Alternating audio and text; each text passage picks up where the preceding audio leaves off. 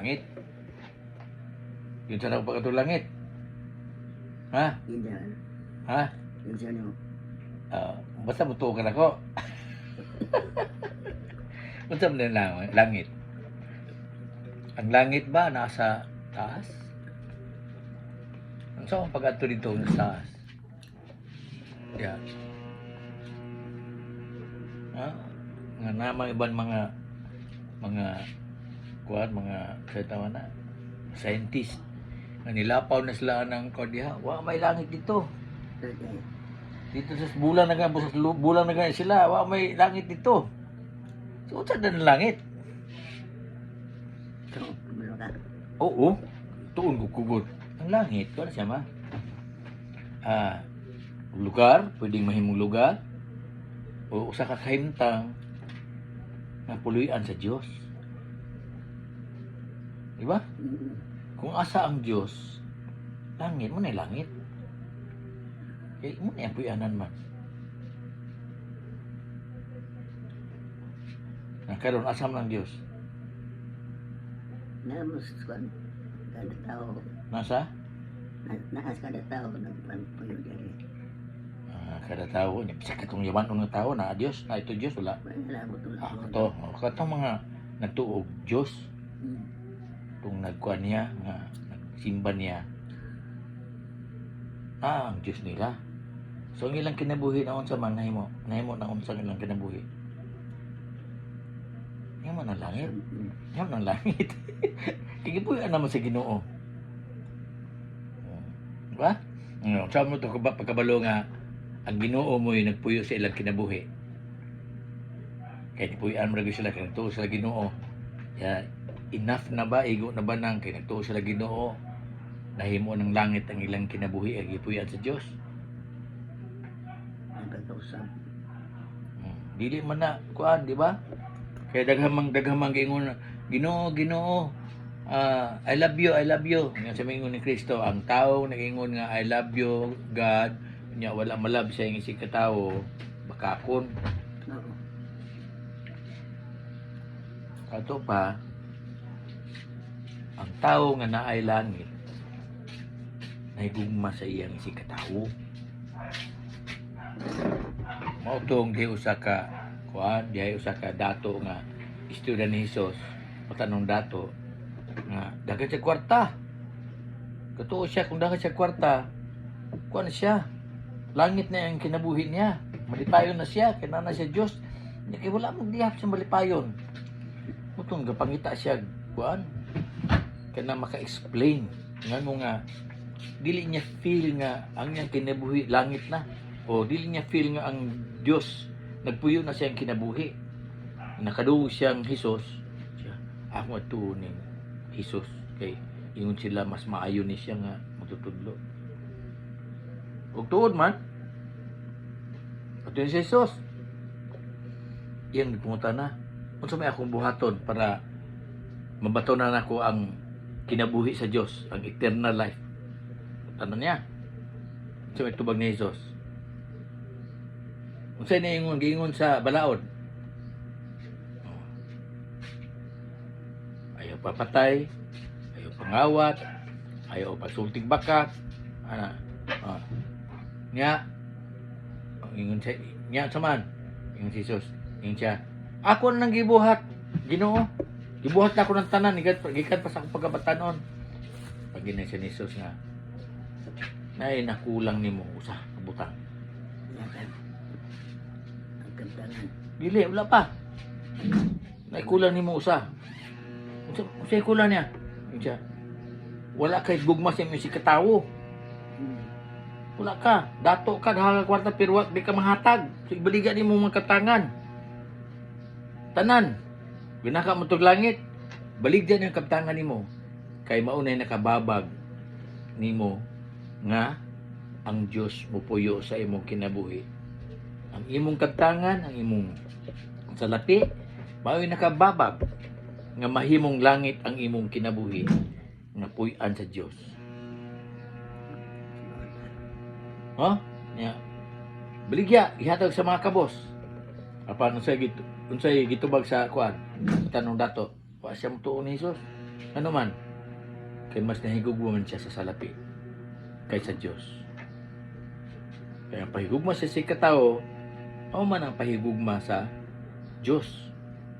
Ang tao bakakon ngami yung I love you Lord, unya wala mahigugma sa isig katao. Mao nay mensahe ni Kristo. Na siya ang langit o nang gugma. Pahigugma sa Dios. Ug kay higugma ta sa Dios, pidagas sa si katao, ang Dios mo puyo sa atong kinabuhi. Ug sa ingon, ang atong kinabuhi nahimong langit kay gipuy-an sa Dios. Oh. Nga. Kanahan pa ka matug langit sa taas? Kanara mo diyan na diha ang langit. Mo man tinuod nga langit.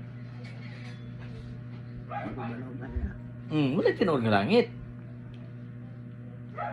Ang langit. Di ba? Oh. So karon, punta na ako. Langit nang imong kinabuhi dili. Langit na? Dili.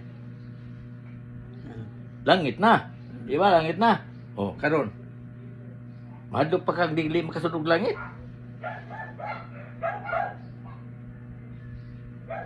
Mabalaka pa ka nga ini kamatay nimo dili ka makaatos langit.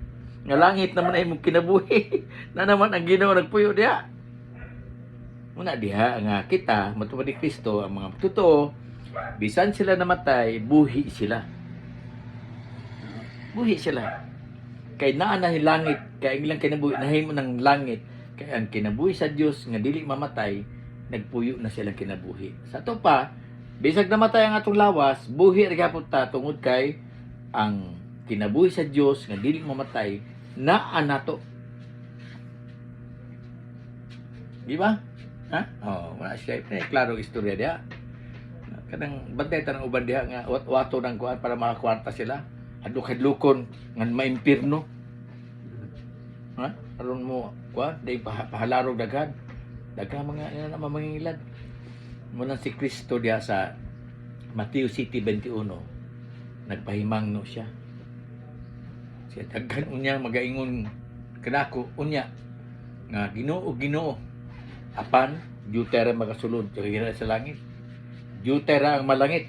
Deutera makasinati og langit. Ngayon sila nga pero kami Ginoo nagamit bis imong ngalan aron magpagula og mga espiritu sa daotan. Mag-aayo og mga balatian sa mga tawo. Unsay tubag ni Jesus nila? Pahawa. Wala ko kamo ikaila. Wa ko kailan nyo. Pahawa kamo mga mamumuhat og daotan. Imagine kanang mga pastor nga naggamit sa ngalan ni Kristo, kuan, gitawag ni Kristo og mamumuhat og daotan. Ano man?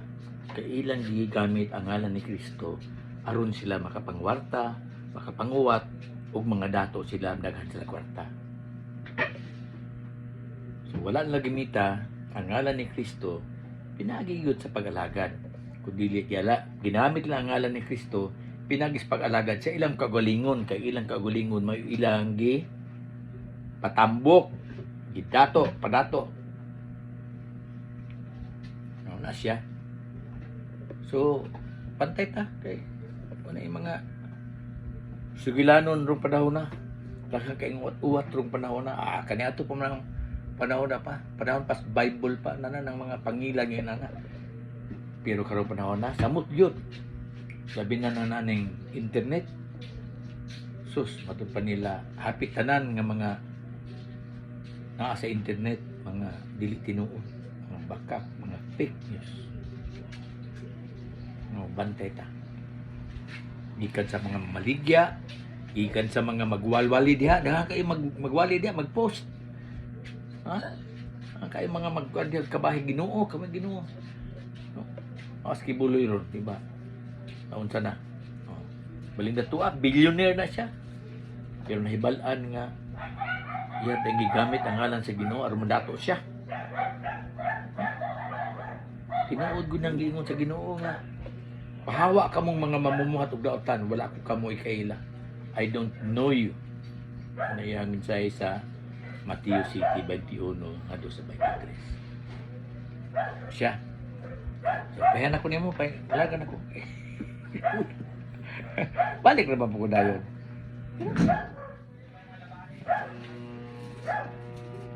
Salamat sa Ginoo sa atong Bible sharing yun.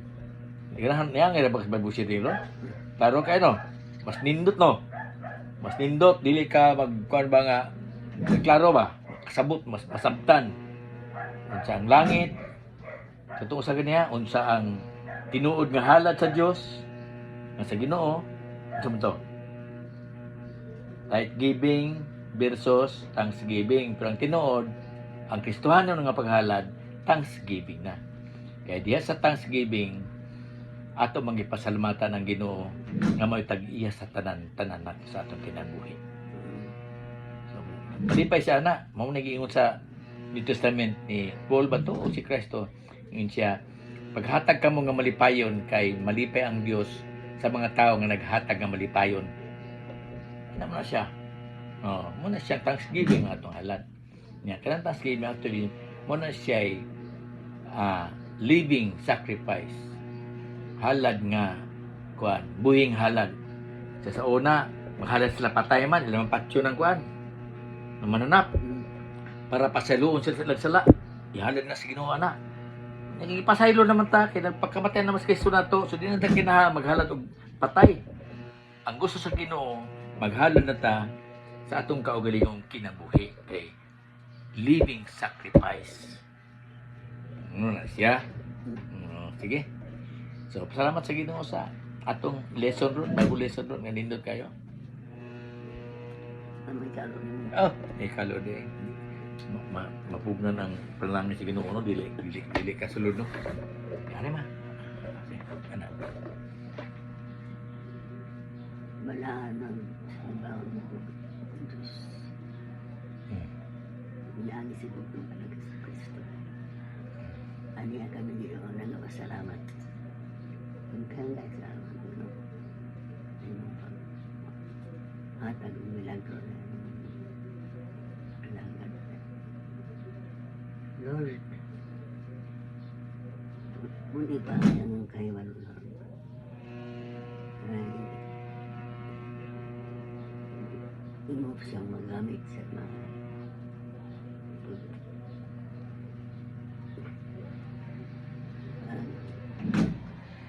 gamit sa pagkatangyaw ng Yes, Lord. ikaw na nag-uok mga ikaw ano na nilaukan. Amen. Naas mga Kristo Pinoon. Lord, hanggang kayo salamat lang. In Jesus' name. Jesus name. Amen. Thank you, Lord, for saving my soul. Thank you, Lord, for making me whole. Thank you, Lord, for giving to me thy great salvation, so great and free. Amen. Amen. Amen. Amen. Thank you, Ma. Thank you once again for your powerful prayer. Very powerful prayer.